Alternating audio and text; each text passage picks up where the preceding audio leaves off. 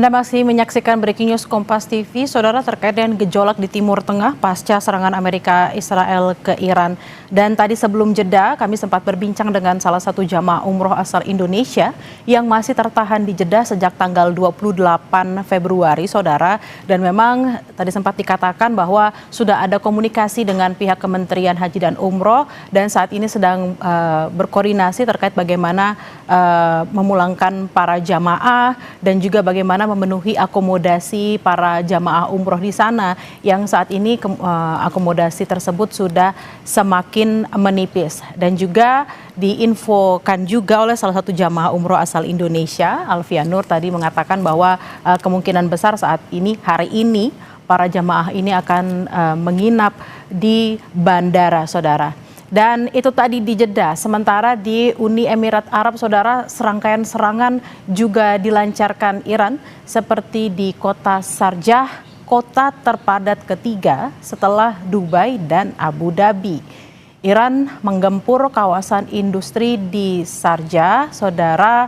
Ada sebuah gedung yang terbakar dan juga asap hitam yang mengepul pada Minggu waktu setempat. Tidak ada korban jiwa yang dilaporkan.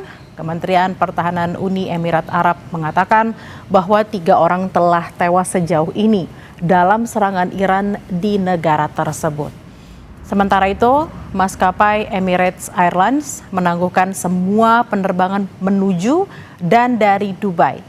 Setidaknya hingga Minggu sore waktu setempat, Bandara Qatar, Saudara, juga ditutup setidaknya hingga Senin pagi. Iran disebut telah meluncurkan 165 rudal balistik dengan 13 rudal jatuh ke laut. Ada 541 drone pembawa bom menyerang Uni Emirat Arab.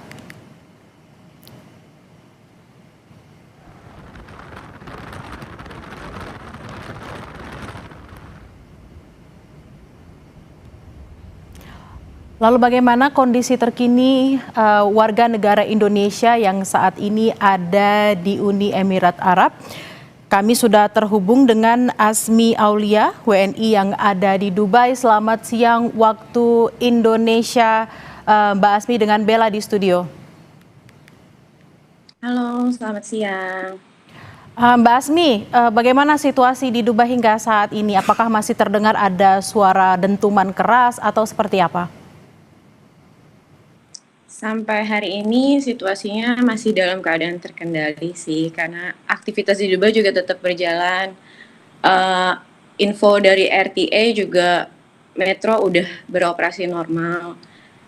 Tapi pemerintah juga tetap ngirim notifikasi untuk warga untuk tetap tenang. Kalau bisa sih mengurangi aktivitas di luar kalau nggak mendesak banget. Mbak Asmi, apakah memang notifikasi yang dikirimkan oleh pemerintah tersebut ada jam-jam tertentu atau mungkin memang seketika ada dugaan mau akan ada serangan baru dikirimkan atau setelah serangan baru dikirimkan? Untuk di hari pertama itu memang agak sering, karena hari pertama itu memang cukup sering terdengar dentuman-dentuman. Terus itu kayak alert gitu supaya kita tetap diam di rumah. Cuma di hari kedua itu alertnya udah beda, udah bilang kalau bahwa situasi aman, terkendali, semua bisa beraktivitas kembali normal. Mbak Asmi, dalam peringatan yang diberikan tersebut, apakah memang ada himbauan untuk misalnya menjauhi tempat-tempat tertentu atau mungkin kalau yang ada di gedung tinggi harus mulai mengevakuasi diri atau seperti apa, Mbak Asmi? Mungkin ada, cuma enggak terlalu sering. Cuma ada bilang kalau ya kalau misalnya keadaan dimungkinkan untuk shelter, kita dievakuasi ke basement, itu aja. Lalu saat ini apakah sudah ada komunikasi dengan KBRI, Mbak Asmi? Kalau saya pribadi sampai saat ini sih belum ada komunikasi, karena alhamdulillah sampai saat ini juga di area saya juga masih aman terkendali, jadi masih aman lah. Saya masih belum ada komunikasi juga sama KBRI. Kalau komunikasi dengan warga negara Indonesia lain yang ada di sana seperti apa? Apakah juga misalnya mereka sama seperti Mbak Asmi merasa tetap masih aman di sini atau mungkin ada yang ingin kembali seperti itu ke Indonesia? Ya pasti kita sesama aku juga pada WhatsAppan kita gimana ya tetap biar berusaha tenang aja sih. Sampai sejauh ini semua teman-teman saya juga yang WNI di sini kita semua aman sih. Belum ada yang emergency banget keadaannya daruratnya nggak. Lalu juga dengan ketersediaan logistik dan juga aktivitas ekonomi di sana apakah berjalan normal? Karena kan ini bulan Ramadan ya, biasanya banyak warga yang juga berkegiatan di luar untuk kegiatan ekonomi atau mungkin sekedar membeli takjil seperti itu. Ya kalau di hari pertama itu kalau logistik kebetulan pribadi saya juga itu sempat barang-barang stoknya pada nggak ada. Jadi saya coba buat delivery pun delivery itu nggak bisa.